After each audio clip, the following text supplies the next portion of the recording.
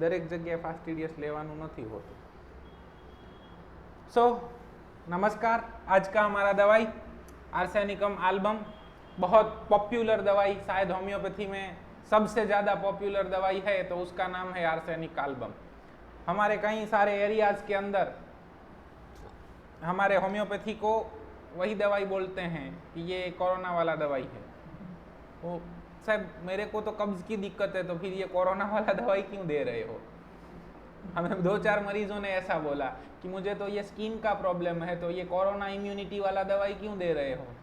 तो इस एरा के अंदर तकरीबन लास्ट 12 महीने से सबसे ज़्यादा अगर किसी होम्योपैथिक दवाई का प्रचार हुआ है, या तो सबसे ज़्यादा कोई होम्योपैथिक दवाई प्रिस्क्राइब हुई है, बेची गई है, तो वो है आर्सेनिक आल्ब। तो देखते हैं कब कब आर्सेनिक आल्ब सोची जा सकती है, कब कब आर्सेनिक आल्ब प्रिस्क्राइब की जा सकती है, और कब कब आर्सेनिक आल्ब हमें केस में देनी है। ठीक है। सो हर रोज़ हम जिस तरह से मेडिसिन पढ़ते हैं, chilly, first indication is chilly. जरूरी नहीं है कि हर बार चीली ही मिले। अगर आपको अच्छे दूसरे इंडिकेशन मिलते हैं तो आप थर्मल को अवॉइड कर सकते हैं। ऐसा नहीं है कि मैं थर्मल को बेस बना के प्रिस्क्रिप्शन करता हूं, तो आप लोगों को भी थर्मल को बेस बना के ही प्रिस्क्रिप्शन करना है। मेरे यहाँ पे केस टेकिंग बहुत पुअर होता है। जितने भी बच्चे केस टेकिंग कर रहे हैं वो मेरे लिए केस टेकिंग कर रहे हैं, तो मेरे पास बहुत PQRS सिम्टम नहीं होते हैं, तो मुझे बेस बनाने के लिए कुछ तो चाहिए, तो मैं थर्मल को बेस बनाता हूँ। अगर आपको ज़्यादा अच्छे क्वालिफाइड मेंटल, क्वालिफाइड जनरल्स मिलते हैं, तो उनको बेस बना के प्रिस्क्रिप्शन किया जाता है। चाहे मरीज हॉट हो, कोई दिक्कत नहीं है, हमें सिमिलिमम देना है, हमें पोर्ट्रेट ऑफ डिसीज़ बनाना है, और वो पोर्ट्रेट ऑफ डिसीज़ जिस मेडिसिन के अंदर आए वो मेडिसिन देना है।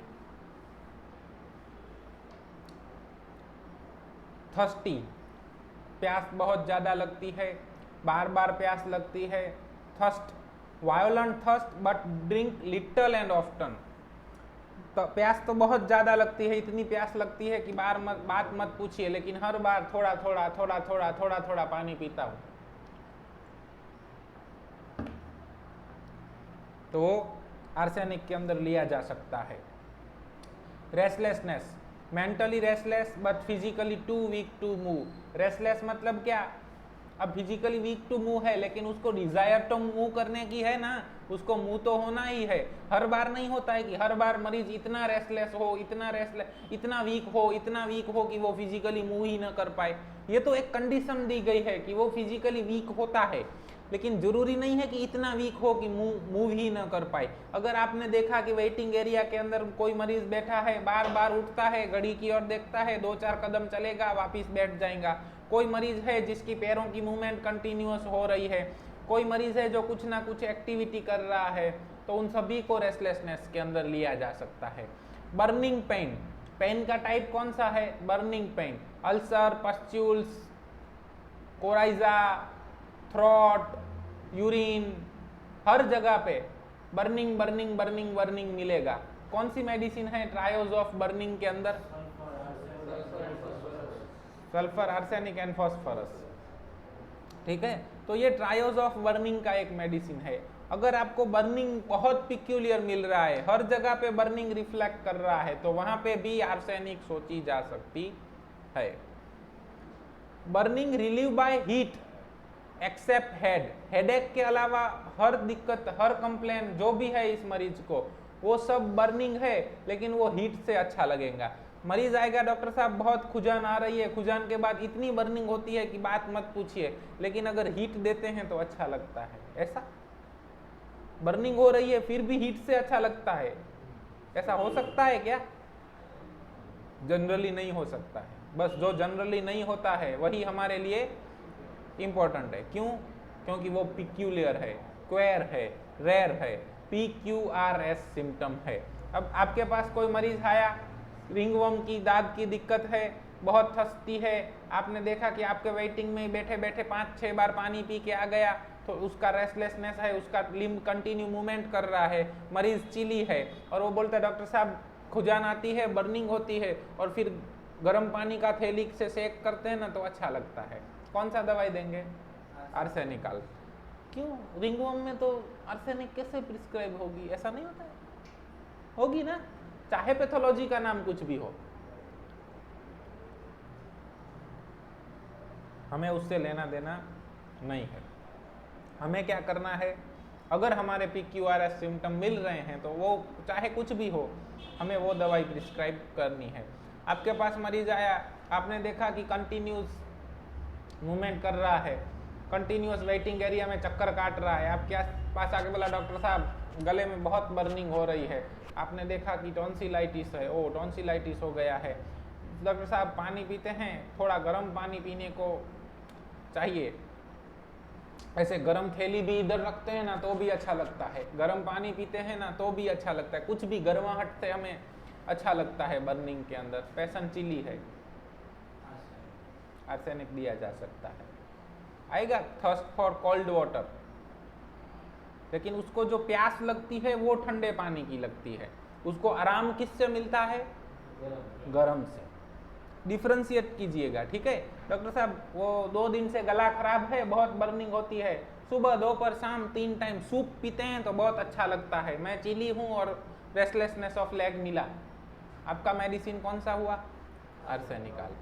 Great prostration out of proportion और टू द इलनेस, इतना वीकनेस कि नहीं होना चाहिए।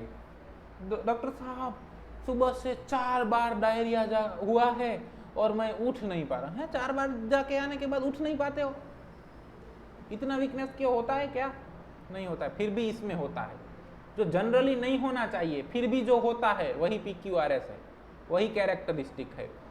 डॉक्टर साहब इतना बुखार, बात मत पूछिए, 99 डिग्री हो गया और पेशेंट उठ नहीं पा रहा है। 99 बुखार में क्या खड़े नहीं हो पाओगे? इतना वीकनेस जो जनरली उस कंडीशन के साथ नहीं होना चाहिए। 4 बार स्टूल, इट्स कॉमन ना, IBS के कई मरीज हर रोज 4 बार जाते हैं, उनको कुछ नहीं होता है, और ये 4 बार गया तो ऐसे सो गया आके, खड़ा ही नहीं हो पा रहा है, आपको उसके रिलेटिव विजिट के लिए बुलाने आए, आप वहां पे गए, पूछा क्या हो रहा है, आपने देखा कि डॉक्टर साहब उठा ही नहीं जा रहा है, इतना वीकनेस, क्या हुआ? 4 बार जाके आया हूँ, कैसा था? बहुत बास वाला था, चिली हूँ, थर्स्टी हूँ, कौन सा मेडिसिन दोगे? आर्सेनिकल। इतना सिंपल होम्योपैथी है, पता नहीं हम लोग क्यों नहीं करते हैं, क्यों हम लोगों को वही चाहिए जो कल ये ले रहा था।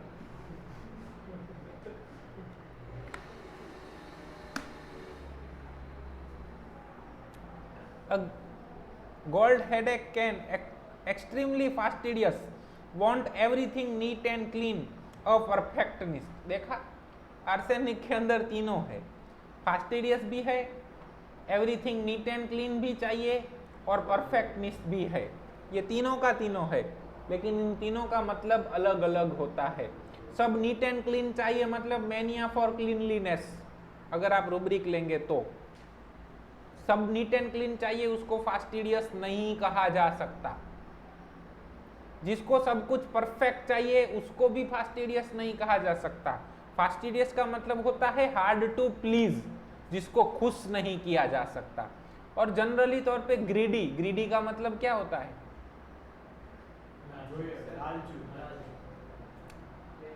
उसके अंदर भी शायद आर्सेनिक आपको मिलेगा, अगर वो रूब्रिक देखेंगे तो। एवरिस के अंदर भी आर्सेनिक मिलेगा, अगर आप ऐसा अप्रोच पसंद करते हैं। It is a reverse approach, study of materia Medica from repertory. Avarice का मतलब क्या होता है? लोभी। कई ऐसे मरीज होते हैं जिनको अच्छा होता है आपकी दवाई से, फिर भी वो आपको ऐसा नहीं बोलेंगे कि डॉक्टर साहब आपकी दवाई से अच्छा हुआ है, डॉक्टर वो तो सीजन चेंज हुआ ना उसके कारण कम हो गया, वो परसों से मैंने एलोवेरा लगाना शुरू किया ना उसके कारण कम हो गया, वो मैंने आइसक्रीम खाई ना उसके कारण कम हो गया। लेकिन आपके कारण कम नहीं हुआ है, आपकी दवाई के कारण कम नहीं हुआ है। तो उसको एवरिस मतलब सिर्फ पैसों की बात में ही कंजूस है या तो ऐसा नहीं होता है, वो हर चीज में एवरिस आपको रिफ्लेक्ट होगा। अगर आपको जब मेंटल पढ़ना है तो इस तरह से मेंटल पढ़े जा सकते हैं, ठीक है। फास्टिडियस का मतलब ही भी वही हुआ है, हार्ड टू प्लीज। डॉक्टर साहब मेरी बेटे की बहू है, आपको क्या बताऊं, उसका एक भी काम मुझे पसंद नहीं है, ऐसी बहू तो भगवान किसी को भी ना दे, वो वासन वो बर्तन मांज के जाती है और उसके बाद मैं दूसरी बार मांजती हूँ। क्यों? उसका मुझे पसंद नहीं है, वो ऐसा वैसा करेंगी, ये करेंगी। हमने काम वाली तो रखी है डॉक्टर साहब, लेकिन हमारी माता जी है ना, सुनने को भी रेडी नहीं है। काम वाली झाड़ू पोछा करके जाएगी और ये दूसरी बार करेंगे। ये सब फास्टिडियस की कैटेगरी में आएगा। वो खुश नहीं होते हैं आपके काम से, उनको खुश नहीं किया जा सकता। मैं जिस तरह से करूं ना वही अच्छा काम होता है, वही एकदम बराबर काम होता है। तो फास्टिडियस लेने का, सिर्फ क्लीनलीनेस आपको मिले तो वहां पे मैनिया फॉर क्लीनलीनेस ही ले सकते हैं। मुझे डॉक्टर साहब सब कुछ परफेक्ट चाहिए तो वहां पे परफेक्टनिस्ट लिया जा सकता है। टू प्रॉपर, एकदम अरेंज्ड होना चाहिए। आपके टेबल पे सब कुछ ऐसा पड़ा होगा तो वो आके अच्छा कर देगा, तो उसका मतलब फास्टिडियस नहीं हो जाता है, उसका मतलब होता है टू प्रॉपर। पता चल रहा है हम कहां पे मिस्टेक कर रहे हैं। हमें 2 ऑब्जर्वेशन आते थे, कौन से ऑब्जर्वेशन? No yes. तो आप लोग जो ये करते हैं इसको क्या कहा जाता है? गलत हुआ ना, माल ऑब्जर्वेशन। ठीक है, तो छोटी छोटी बातें हमें पता होनी चाहिए, हर चीज का मतलब क्या होता है और पेशेंट का वो करने का मकसद क्या होता है, हमें उसके ऊपर फोकस करना है। उसने आके आपके टेबल के ऊपर लैपटॉप सब साफ कर दिया, लेकिन क्यों किया, उसका मकसद क्या था, वो रूब्रिक है, वो कोर ऑफ द मेडिसिन है। पता चल रहा है? उसने सफाई कर दिया, आपने सोच लिया ओ ये तो फास्टिडियस है, ये आपने सोचा। पता चल रहा है कहां पे भूल हो रही है हमारी? ये आपने सोचा कि वो फास्टिडियस है, उसने सफाई कर दिया। तो आप इनको क्लीनलीनेस मैनिया पता है तो ये ले लेंगे क्लीनलीनेस मैनिया, इनको फास्टिडियस पता है तो ये फास्टिडियस ले लेंगे, इनको टू प्रॉपर पता है तो ये टू प्रॉपर ले लेंगे, आपको परफेक्टनिस्ट पता है तो आप परफेक्टनिस्ट ले लेंगे। ये मरीज का दिया हुआ सिम्टम है कि आपका लिया हुआ सिम्टम है? ध्वनिमैन क्या कहते हैं, कौन से सिम्टम पे ज्यादा रियलाइज किया जाना चाहिए? जो मरीज, जो रोगी हमें सिम्टम देता है वो ऑब्जर्वेशन होना चाहिए। होम्योपैथ शुड बी कीन ऑब्जर्वर, लेकिन वो माल ऑब्जर्वेशन नहीं होना चाहिए। अगर उसने सफाई किया तो आप उतना ही लिखो उसने सफाई किया, आप अपना इंटरप्रिटेशन क्यों डाल रहे हो कि वो फास्टिडियस है? अगर केस के दौरान दूसरा 2, 3, 4 बार वेरीफाई हुआ कि ये फास्टिडियस है, तभी उसके ऊपर या सफाई वाला भी मिला, तो अब डेफिनेटली ये फास्टिडियस है। केस के अंदर 2, 3, 4 बार मिला कि इसको सब कुछ परफेक्ट चाहिए, परफेक्टनिस्ट है, तो आपका ऑब्जर्वेशन था या इसने सब कुछ आके अच्छा कर दिया था, तो कंफर्म हुआ कि परफेक्टनिस्ट है। आप अपना इंटरप्रिट मत कर दीजिए। हमको क्या होता है, फास्टिडियस पता होता है तो हम फास्टिडियस ले लेते हैं, वो नहीं होता है। इसीलिए हम बार बार मना कर रहे हैं कि जब तक आपको अच्छे से ना आ जाए माइंड के अंदर मत घुसिए, और इंटरप्रिटेशन के अंदर तो खास मत घुसिए। हमारे बड़े भाई हैं डॉक्टर मिश्रा जी, हम भी यही गलती कर रहे थे, उन्होंने हमें टोका, इंटरप्रिट मत करो मनोज। पेशेंट ने बोला क्या? नहीं बोला ना, तो क्यों इंटरप्रिट किए जा रहे हो? जितना हो सके उतना कम इंटरप्रिट कीजिए। और फिर इंटरप्रिटेशन कब करना है कि केस के अंदर 3, 4, 5, 6 बार एक का एक चीज वेरीफाइड हो रहा है तो उसको लीजिए। हम मना नहीं कर रहे हैं कि इंटरप्रिटेशन गलत बात है, ऐसा भी नहीं कर रहे हैं, लेकिन हर चीज का एक समय होता है और उसी समय पे होना चाहिए। तो फास्टिडियस समझ आ गया? Vomiting and diarrhoea from food poisoning, aggravation after eating and drinking. अब डायरिया वॉमिटिंग हो रहा है, कैसा होएगा? वॉमिटिंग होने के बाद उसको कैसा पेन होएगा? Burning type of pain. Diarrhoea होने के बाद कैसा पेन होगा? Burning type of pain. So आपके पास एक मरीज आया है, डॉक्टर साहब सुबह से डायरिया वॉमिटिंग हो गया, 4 बार डायरिया करके आया हूँ, बर्निंग पेन एट एनस हो रहा है, एकदम ऑफेंसिव डायरिया था और बहुत वीकनेस आ गई है। आपका मेडिसिन कौन सा होना चाहिए? आर्सेनिक। लेकिन वो 25 बार डायरिया जाके आ चुका है और उसको थोड़ा सा वीकनेस है, तो आर्सेनिक देने से पहले सोचना है। इसमें क्या लिखा है कि prostration out of proportion of the illness. 4 बार आके जाके आया, 5 बार जाके आया और गिर गया आके, इतना वीकनेस, तो वहां पे द ग्रैंड की नोट ऑफ आर्सेनिक हो जाता है। लेकिन वीकनेस उसको 25 बार आप जाके आएंगे तो आपको भी वीकनेस हो जाएगा, तो वहां पे ये सिम्टम कॉमन हो जाता है। इस इंडिकेशन के बेस पे आर्सेनिक वहां पे प्रिस्क्राइब नहीं किया जा सकता। अगर दूसरे इंडिकेशन मिलते हैं तो आर्सेनिक ही दिया जा सकता है। पता चल रहा है हम क्या कहना चाहते हैं आपको?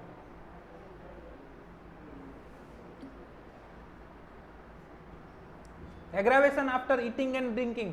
डॉक्टर साहब सुबह को नाश्ता किया, डायरिया करने चला गया, 2 घंटे बाद फिर से जूस पिया, फिर से जाना पड़ा। दोपहर को खाना खाया, फिर से जाना पड़ा। चाय पी, फिर से जाना पड़ा। अब तो मैं सोचा आपको मिल ही लूं। क्या हुआ? मरीज ने सिर्फ आपसे बात की है, आपने उसको पूछा भी नहीं है कि क्या मुझे केस दीजिए। तो केस टेकिंग बातों बातों में ही होता है, जो अपने आप बताई जाए, स्पॉन्टेनियस जो बातचीत हो और उसमें से जो सिम्टम निकल के आए उनको हमें ज्यादा वैल्यू देनी है। तो हमारा केस टेकिंग ऐसा ही होना चाहिए कि हम ज्यादा से ज्यादा बातचीत करें और उसके अंदर से हमें सिम्टम मिले। Clear? Rheumatism alternating with headache. So कोई भी कंप्लेन है जो एक दूसरे से अल्टरनेटिंग कर रही है तो वहां पे आर्सेनिक सोचा जाना चाहिए। Fear of solitudes, want of company and fear of death. Fear of death बहुत है, फियर ऑफ इम्पेंडिंग डिसीज भी है, फियर ऑफ कैंसर भी है। सो फियर है कुछ हो जाएगा, एंटीसिपेशन के अंदर भी आर्सेनिक है। आज स्लाइड डॉक्टर प्रतुले ने बनाया है, सो उनको माइंड बहुत पसंद है तो उन्होंने बहुत मेंटल सिम्टम ले लिए हैं। सो फियर ऑफ कैंसर है, लेकिन ये सब फियर कहाँ से? एंटीसिपेशन। मुझे कुछ हो गया तो क्या होएगा, कैसे होएगा, क्यों होएगा? अब मुझे डायरिया हो गया, बहुत डायरिया हो गया, अब लोग कहते हैं मेरे को कोरोना हो जाएगा, तो मेरे को बर्निंग पेन हो रहा है, लोग बोलते थे कि कैंसर के अंदर बर्निंग पेन होता है, मेरे को रेक्टम का कैंसर तो नहीं होएगा, और कैंसर होएगा और मैं मर गया तो। पता चल रहा है एक दूसरे से कनेक्टेड है। तो इनमें से कोई भी इंडिकेशन अगर आपको मिलता है तो वहां पे भी आर्सेनिक सोचा जाना चाहिए। आपके पास कोई मरीज आते हैं, पाइल्स का दिक्कत है, बहुत बर्निंग, डॉक्टर वैसे पाइल्स के अंदर या फिशर के अंदर बर्निंग इज कॉमन, लेकिन डॉक्टर साहब बहुत बर्निंग होता है, 3 घंटे तक सुबह में बैठ नहीं पाता हूं। नाउ इट इज कॉमन और अनकॉमन? अनकॉमन ना, बहुत बर्निंग होता है। डॉक्टर साहब कैंसर वेंसर तो नहीं हो गया? डॉक्टर साहब कोई बड़ा रोग तो नहीं होगा, मैं मर तो नहीं जाऊंगा? मैंने सुना है अपने वो पहली गली वाले चाचा जी थे ना, उनको ऐसी ही दिक्कत हो रही थी, फिर उनको कैंसर निकला और वो मर गए। मुझे छोड़ के मत जाइएगा। उसको जो भी होता है उसको बोलते हैं मेरे साथ रहिए, मैं मर गया तो। इस तरह का अगर पूरा स्टेट आपको मिलता है तो वहां पे भी आर्सेनिक सोचा जाना चाहिए। wants body in a hot room and head in the refrigerator। Head है उसको ठंडा चाहिए, लेकिन पूरे बॉडी पे गर्म चाहिए। हेडेक होता है वो ठंडक से आराम होता है, लेकिन बॉडी में हीट से आराम होता है। All discharge are offensive, corrosive, putrid and cadaverous odour. अब ऑफेंसिव का मतलब बास वाला और कैडेवरिस ऑर्डर का मतलब बास वाला, तो दोनों के बीच में डिफरेंस क्या है?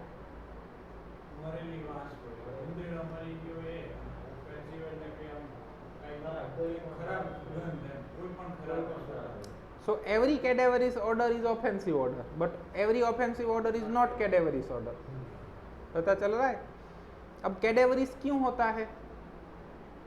There is yes, आप कुछ भी अगर सड़ता है तो उसमें से जो स्मेल आता है उसको कैडेवरिस ऑर्डर कहा जाता है।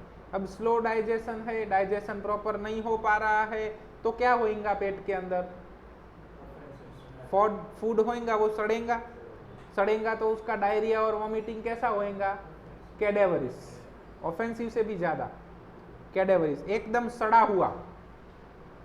सड़ी हुई स्मेल आएगी किसी भी डिस्चार्ज में। अब आप देखेंगे कि डायबिटिक फुट है या तो कौन सा डिसीज है वो स्मोकर्स के अंदर होता है, यस, तो उस डिसीज के अंदर या तो नॉन हीलिंग अल्सर्स के अंदर डिस्चार्ज होएगा तो कैसा होएगा? कैडेवरिस। क्यों कैडेवरिस होएगा? वहां पे जो मलबा है, जो स्किन एंड सॉफ्ट टिश्यू है, वो क्या होएगा? सड़ेगा तो कैसा ऑर्डर आएगा? कैडेवरिस ऑर्डर आएगा। तो अगर कहीं से भी कैडेवरिस ऑर्डर मिलता है, चाहे ओटोरिया है, चाहे कोराइजा है, चाहे वॉमिटिंग है, चाहे डायरिया है चाहे ल्यूकोरिया है। एक बहुत अच्छा केस आया था, पुट्रिड कैडेवरिस ऑर्डर ऑफेंसिव ल्यूकोरिया, बहुत सालों से मरीज चिली थे, बचपन से उनको अस्थमा का दिक्कत था और स्लीप का एक आध इंडिकेशन मिला था, बर्निंग पेन मिला था। इन 4 इंडिकेशन के ऊपर उनको हमने आर्सेनिकाल प्रिस्क्राइब किए थे, बहुत अच्छा है उनको। सो हर डिस्चार्ज में से कैडेवरिक स्मेल, ऑफेंसिव और कोरोजिव, कोरोजिव का मतलब पुट्रिड का मतलब क्या? कोरोजिव मतलब एसिड्स आर कोरोजिव ना, तो कोरोजिव का मतलब क्या?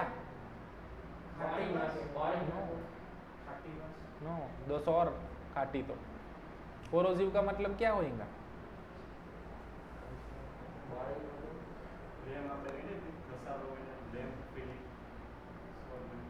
कोरोजिव का ये सब आपको एफएम में आ चुका है सेकंड ईयर में, irritant, corrosive poison.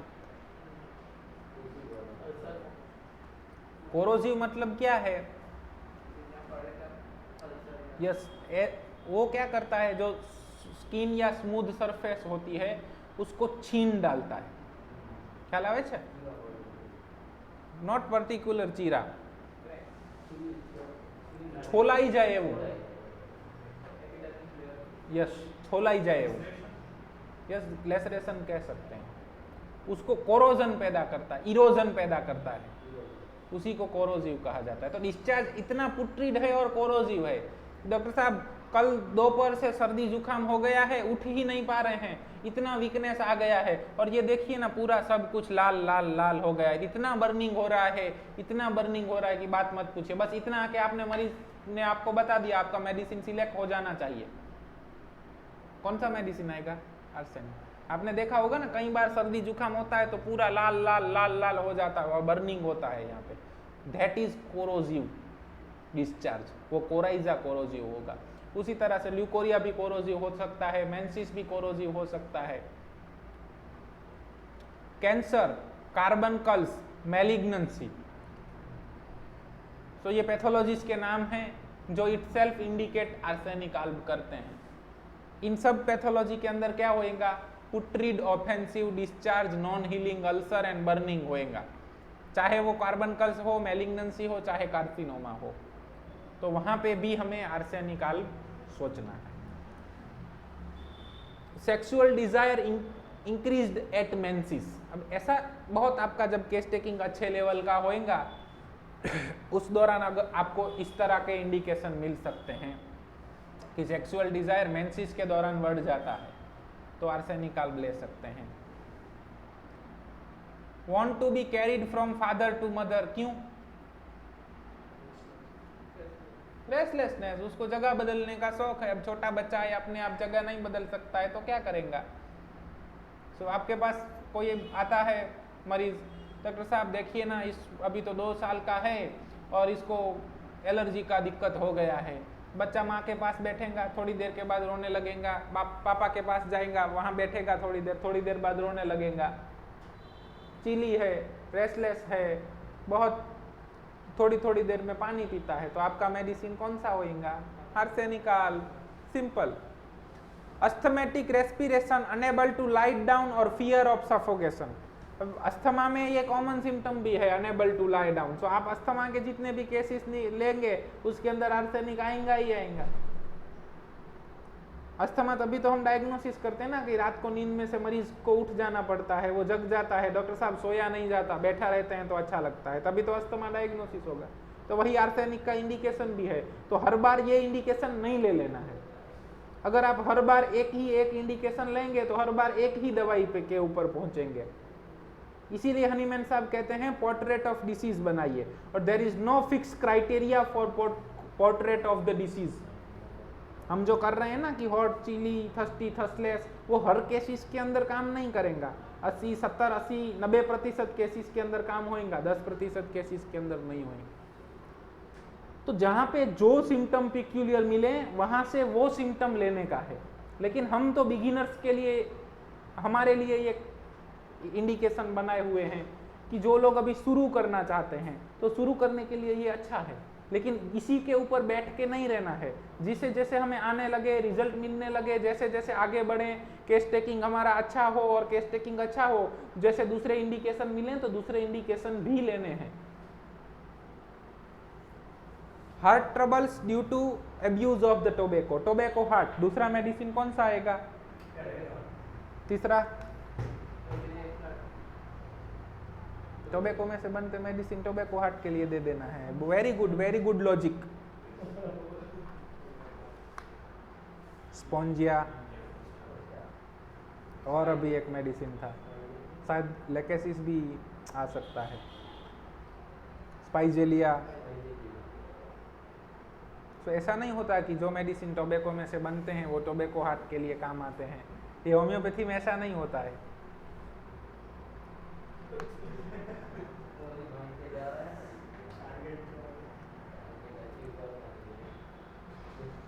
Hardening and thickening of the sole, तो किसी भी जगह पे थिकनिंग और हार्डनिंग हो जाता है।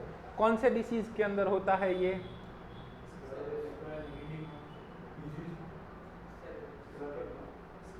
और एक्जिमा, पाल्मोप्लांटर केरेटोसिस और केरेटोडर्मा और हाइपर केरेटोसिस। यस, लेकिन वो सोल्स और पाम्स में कम होगा, लाइकन प्लेनस, पाल्मोप्लांटर सोरियासिस। तो इन सब के अंदर आर्सेनिकल सोचा जाता है। आपके पास हमारे पास ही वो मरीज थे, वो क्रैक्स थे ना हाथ और पैरों के अंदर, और हमने आर्सेनिकल भी प्रिस्क्राइब किए थे उनको, बहुत बढ़िया है। चिली पेशेंट थे, रेस्टलेसनेस था, बर्निंग पेन मिल रहा था, और पेन कैसा कि रात को डॉक्टर साहब 12 बजे ही बढ़ जाता है, मैं नींद में से उठ जाती हूँ, और हाथों की और पैरों की स्किन एकदम मोटी हो गई थी, उसमें क्रैक्स थे, ब्लीडिंग भी समटाइम्स हो रहा था। आर्सेनिकल प्रिस्क्राइब किए तो 100, 1M, 10M तक गए, बहुत बढ़िया है। तो ये इंडिकेशन है, इसको पकड़ के भी आप मेडिसिन सोच सकते हैं। Dreams of accident, cat of the dead, difficulty, fire, black ghost, spider और मिसफॉर्च्यून, इसमें से अगर कोई भी ड्रीम आए तो वहां पे भी आर्सेनिकल सोचा जाना चाहिए। Hives after eating fish, hives का मतलब अर्टिकेरिया। सो फिश खाने के बाद अगर कोई भी दिक्कत शुरू होता है तो वहां पे भी आर्सेनिकल सोचा जाना चाहिए। अर्टिकेरिया के अंदर भी बर्निंग पेन मिलता है, रात को 12 बजे और दोपहर को 12 बजे ही अर्टिकेरिया हो जाते हैं, चिली पेशेंट है, रेस्टलेस है, तो मेडिसिन कौन सा आएगा? Arsenical. Hiccup during the hour when fever ought to come, साहब डॉक्टर साहब जब भी बुखार आने वाला हो मुझे पता चल जाएगा, मुझे पहले हिकअप शुरू हो जाएंगे। तो ऐसा इंडिकेशन बहुत कम दफा मिलता है, लेकिन मिलता है तो ले लेना है। नेल बाइटिंग्स, अब आपके वेटिंग में मरीज बैठा है, रेस्टलेसनेस ऑफ लेग देख लिया, वो कंटिन्यूस ऐसे ऐसे ऐसे नख चबा रहा है, तो दूसरा इंडिकेशन मिल गया, नेल बाइटिंग। अब मरीज ने आके बोला डॉक्टर साहब अस्थमा है, रात को 12 बजे उठ जाते हैं, अब कुछ पूछने की दिक्कत है, कुछ पूछने की जरूरत है, वहां पे भी क्या प्रिस्क्राइब करना चाहिए? Arsenical. Right lung acute sharp darting pen at the apex and upper third of the right lung. अब क्या होता है, आप जब बहुत अच्छा प्रैक्टिस करते हैं, आप जब हॉस्पिटल्स के अंदर विजिट करते हैं, जब आईपीडी है, जब बेड साइडेड है, मरीज न्यूमोनिया के साथ, ट्यूबरकुलोसिस के साथ, या अभी अभी जो फ्लू लाइक इलनेसिस पैदा हुई हैं, तो उनके साथ एडमिट होते हैं, सफोगेशन है, SpO2 कम है, ऑक्सीजन सपोर्ट पे मरीज है, और आपको बुलाया जाता है, आप कुछ कर सकेंगे? आपने देखा तो मरीज एकदम बड़ा हुआ है, इतना वीक कि उससे उठा भी नहीं जा रहा है। आपने एक्सरे देखा तो एक्सरे के अंदर राइट लंग के अंदर आपको कंसोलिडेशन मिलता है, तो वहाँ पे भी आर्सेनिकल सोचा जाना चाहिए। सो ये बेड साइडेड प्रिस्क्रिप्शन का इंडिकेशन है। ये होम्योपैथी के अलग अलग पहलू हैं, अगर हर पहलू के चर्चा करने जाएंगे तो एक आर्सेनिक के ऊपर भी 5, 6, 7 घंटों का लेक्चर हो जाएगा। उतना नहीं करना है, क्योंकि आप लोग 30 मिनट का लेक्चर भी पूरा नहीं देख पाते हैं। Gangrenous ulcer, amelioration by hot application. Gangrenous में क्या होएगा? सड़ जाएगा तो क्या होएगा, कैडेवरस स्मेल आएगा, तो वहाँ पे बी आर्सेनिक सोचा जाना चाहिए।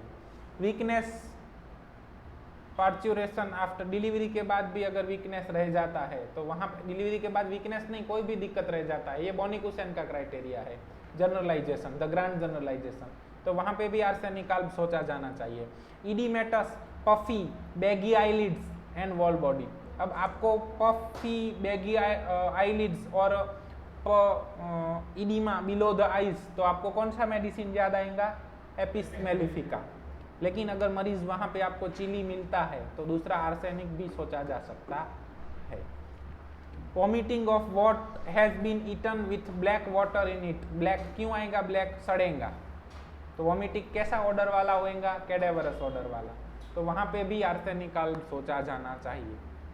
Causation, fruits especially watery fruits like melon, spoiled fish, ice and ice cream. अगर फ्रूट्स, अभी धूप का सीजन है, आप बाहर जाके फ्रूट्स खा लिए और फ्रूट्स खाने के बाद अगर दिक्कत शुरू हुआ तो वहाँ पे भी आर्सेनिक अल्ब सोचा जाना चाहिए।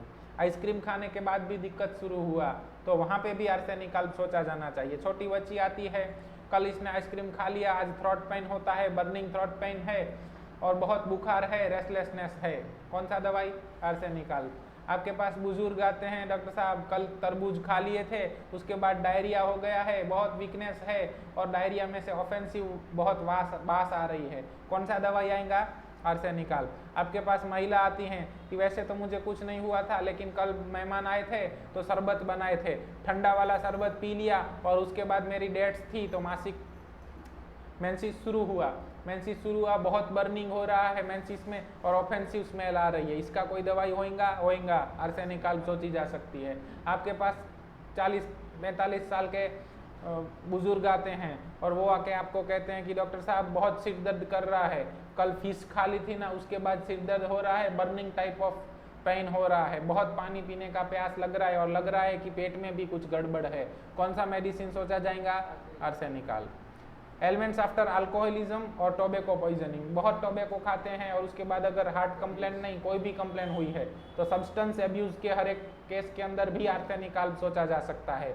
लॉस ऑफ वाइटल फ्लूइड्स, अब इसको इंटरप्रेट करना बहुत अच्छा है। लॉस ऑफ वाइटल फ्लूइड्स मतलब डायरिया हुआ तो lot of vital fluids, vomiting हुआ तो loss of vital fluids, bleeding हुआ तो loss of vital fluids, blood donation किया तो लॉस ऑफ वाइटल फ्लूइड्स, बलगम निकला तो loss of vital fluids, leucorrhoea हुआ तो loss of vital fluids, menses हुआ तो loss of vital fluids, yes pleural tapping किया गया तो भी लॉस ऑफ वाइटल फ्लूइड्स लिया जा सकता है, कोई भी अंदर से डिस्चार्ज निकाला गया तो भी लॉस ऑफ वाइटल फ्लूइड्स लिया जा सकता है, ब्लीडिंग पर रेक्टम हुआ तो भी लॉस ऑफ वाइटल फ्लूइड्स लिया जा सकता है और मरीज ने मास्टरबेशन किया तो भी लॉस ऑफ वाइटल फ्लूइड्स ही लिया जा सकता है। पता चल रहा है होम्योपैथी कितना वास्ट है, एक शब्द के ऊपर भी पूरा घंटे का व्याख्यान ले सकते हैं, अब लॉस ऑफ वाइटल फ्लूइड्स के ऊपर भी पता चल रहा है। ओनेनिज्म या तो हाइपरसेक्सुअलिटी, मरीज आएंगे इस तरह के, डॉक्टर साहब बाहर थे, बम्बई गए थे तो बीबी से काफ़ी दूर थे, 2 महीने के बाद लौटे तो कल रात को थोड़ा ज़्यादा एक्साइट हो गए और अब से बहुत वीक फील हो रहा है और बर्निंग यूरिनेशन भी हो रहा है, तो कौन सा मेडिसिन दोगे? इतना सिंपल है, मरीज आके आपको सिर्फ कंप्लेन बताएगा ना, उसके अंदर से ही मेडिसिन निकल जाएगा, लेकिन आपका दिमाग उतना शार्प होना चाहिए, आपके पास उतने इंडिकेशन होने चाहिए, आप होम्योपैथी को समझे हुए होने चाहिए। सिर्फ मटीरिया मेडिका का रट्टा लगा लेना होम्योपैथी नहीं है, होम्योपैथिक फिलोसॉफी को अप्लाई करना वो होम्योपैथी है।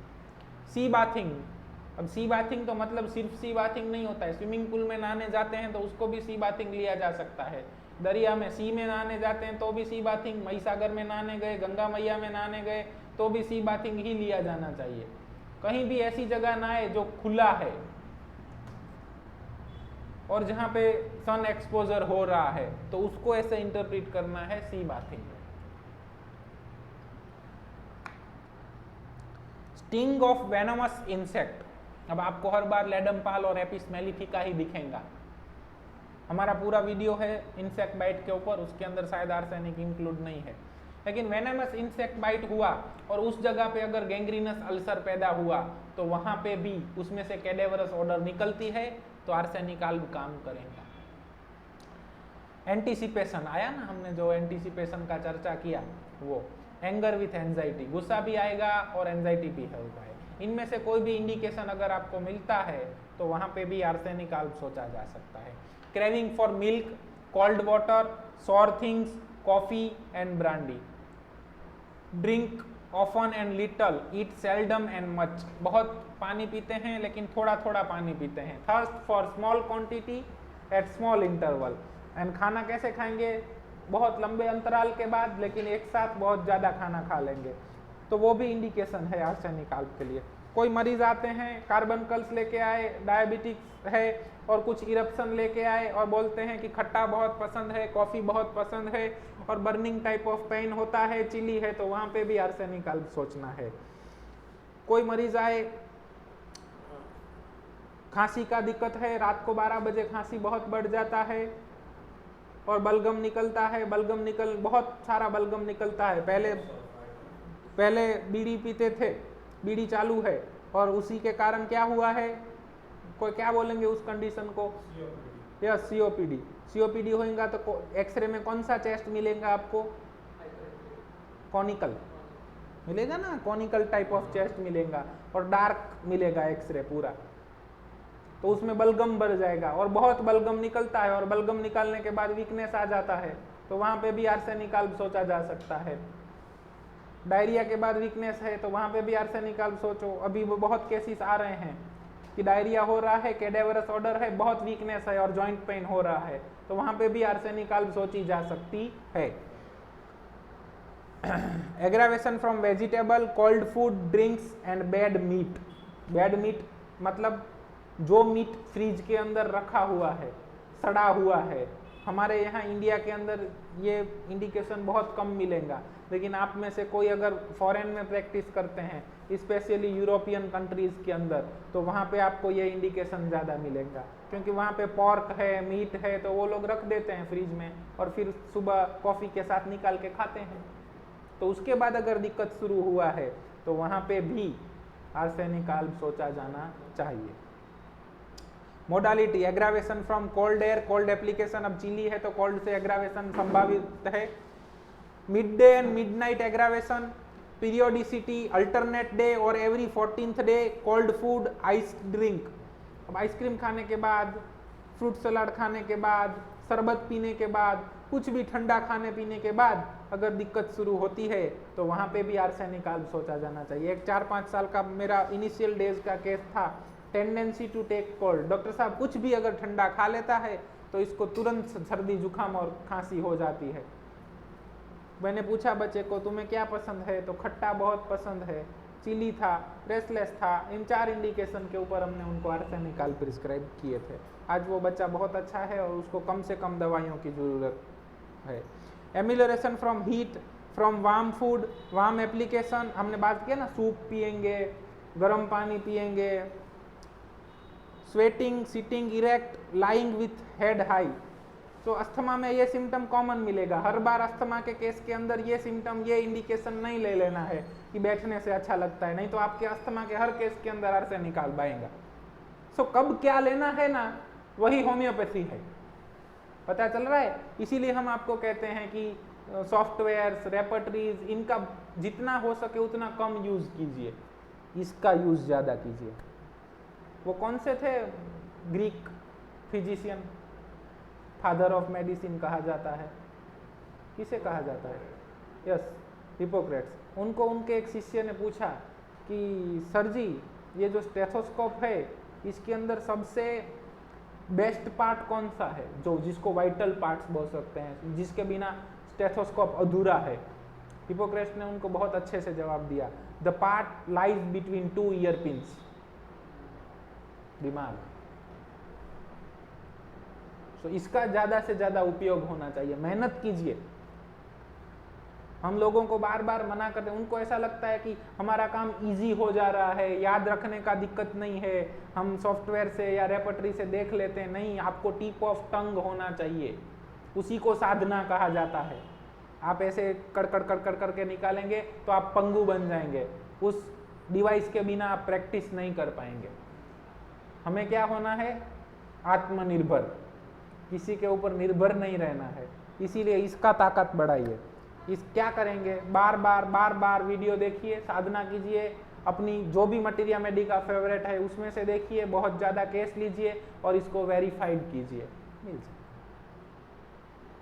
Mind, fear of death, fear of robbers, fear of financial rain, fear of cancer और फियर ऑफ बीइंग अलोन। तो सब फियर फियर फियर फियर हैं। तो इनमें से कोई भी फियर मिले तो वहां पे भी आर्सेनिकल सोचा जाना चाहिए। डर लगता है डॉक्टर साहब कोई, अब आपको पता है व्हाट इज डिफरेंस बिटवीन चोरी, लूट और डकैती?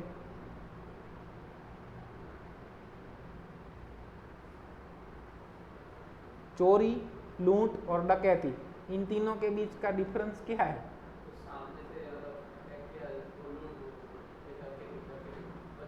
What is difference between loot and डकैती?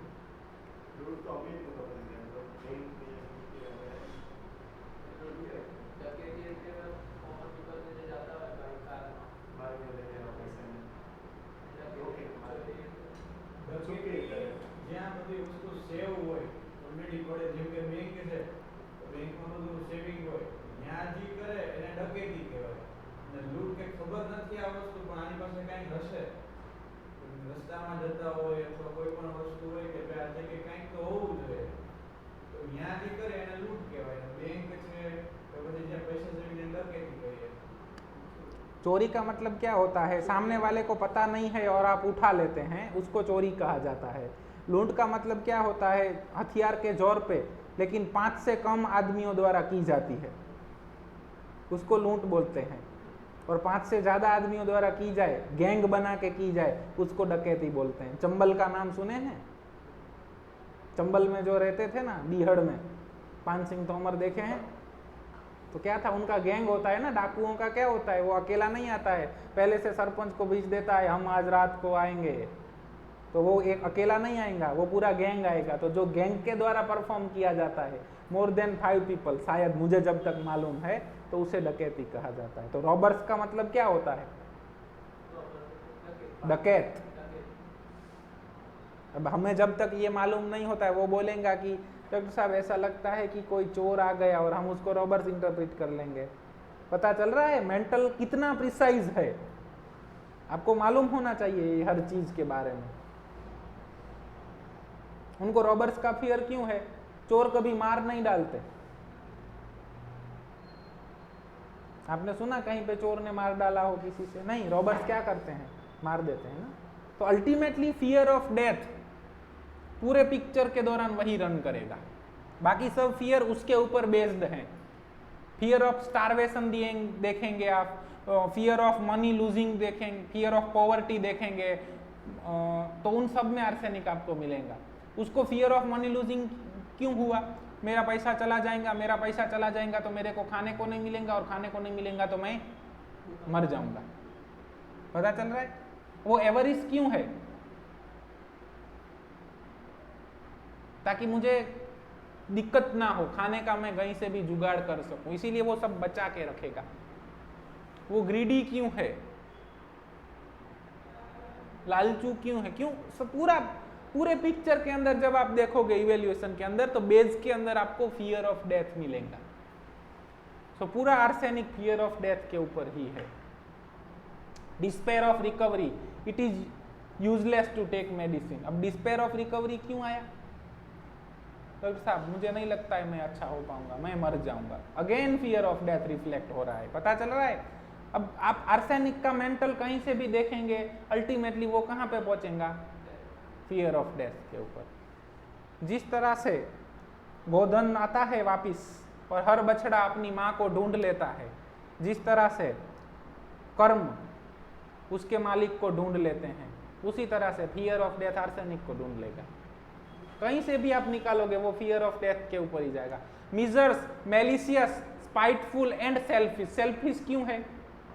मैं आपको दे दूंगा तो मैं भूखा मर जाऊंगा, पता चला? इसीलिए मैं क्या करूंगा, आपसे ले लूंगा, मैं बचा के रखूंगा ताकि मैं भूखा ना मरूं। एग्जैक्टिंग, fault finding and सेंसोरियस। Fault finding तो होएगा, क्यों? फास्टिडियस है ना, तो फास्टिडियस फॉल्ट फाइंडिंग हो सकते हैं, लेकिन हर फॉल्ट फाइंडिंग फास्टिडियस नहीं हो सकते। कंसेंचुअस अबाउट ट्राइफल्स, इसका मतलब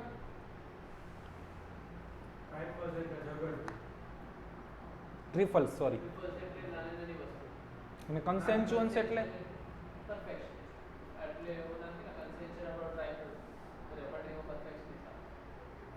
એટલે तो कहूँ छू ना, એટલે तो मैं कह रहा हूँ कि ये सब यूज मत कीजिए, ये यूज कीजिए।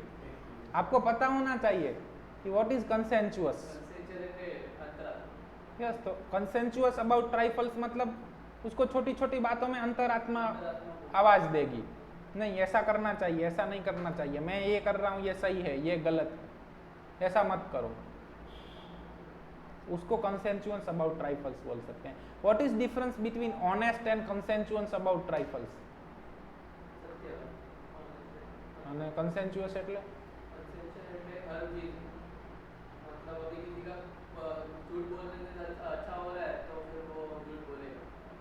ऐसा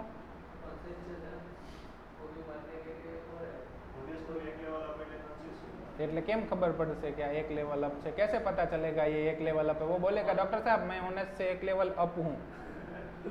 ऑनेस्ट वो हर चीज में ऑनेस्ट ही दिखाएगा, मतलब सत्यवादी, मतलब सच बोलेगा जो भी बोलना है वो। और कंसेंचुअस मतलब आपको अभी गलत खराब लगेगा, अच्छा लगेगा, वो सच ही बोलेगा। तो ऑनेस्ट क्या, आपको अच्छा नहीं लगेगा तो सच नहीं बोलेगा? वो सोचेगा आपके बारे में कि आपको बुरा लगे तो फिर ये चीज नहीं बोलनी चाहिए। ऐसा कहाँ से पढ़े हैं ऐसा? अच्छा, ऑनेस्ट का मतलब होता है सत्य वक्ता, जो सच्चा बोल देता है, और कंसेंचुअस का मतलब होता है जो सच करता है, जिसके व्यवहार के अंदर आपको सच देखने को मिलेगा। ऑनेस्ट होएगा वो आपको बता देगा कि मैंने है ना ऐसे गबन किया था, मैंने है ना ऐसे चोरी की थी, और कंसेंचुअस वो चोरी करते टाइम सोचेगा नहीं ये गलत है, हम ये नहीं करेंगे। पता चल रहा है क्या डिफरेंस है? ऑनेस्ट होएगा ना तो वो क्या होएगा, अपनी बीबी को बता देगा कि मेरी पहले 5 गर्लफ्रेंड थी और सबके साथ मेरे अफेयर्स थे, मेरे रिलेशन थे, वो ऑनेस्ट है। और कंसेंचुअस क्या होएगा, वो उसके साथ जाने से पहले ही सोचेंगे नहीं इट इज़ नॉट गुड, ये मेरे हक का नहीं है, ये मुझे नहीं करना चाहिए, और वो नहीं करेंगे। पता चल रहा है ऑनेस्ट और कंसेंचुअस के बीच का डिफरेंस क्या है? ऑनेस्ट है वो सच बोल देता है, यदि मैंने उससे 5,000 रुपये लिए थे फिर वापस नहीं दिए हैं, ये ऑनेस्ट है। लेकिन कंसेंचुअस क्या है, ये 5,000 मेरे नहीं हैं तो मुझे नहीं लेने चाहिए, ये कंसेंचुअस है। अभी पता चल रहा है कि और एग्जाम्पल दिया जाए? पता चल रहा है? अगर ऑनेस्ट है, उसके पास कोई लड़की आई और उसने उसको बोला कि चलिए हमें आपके साथ चलना है, प्रपोज करेंगे, या तो अभी आप देखेंगे कि वो हो रहा है, क्या बोलते हैं उसको, लिव इन रिलेशनशिप वगैरह वगैरह, तो ऑनेस्ट है वो उसको बता देगा कि मैं शादीशुदा हूँ, ये हूँ, फिर भी वो लड़की मानेगी तो उसको कोई दिक्कत नहीं है, उसने सच बोल दिया ना, उसकी ऑनेस्टी है। लेकिन कंसेंचुअस होगा तो ये गलत है, ये हम नहीं करेंगे। पता चल रहा है व्हाट इज डिफरेंस? सो ये अब आपको देखना है कि वो ऑनेस्ट है या कंसेंचुअस।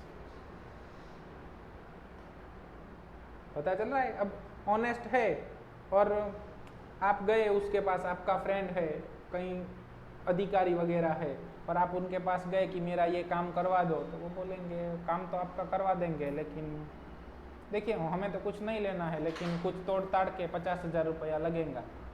वो ऑनेस्ट है ना, आपको बोल दिया 50,000 लगेगा।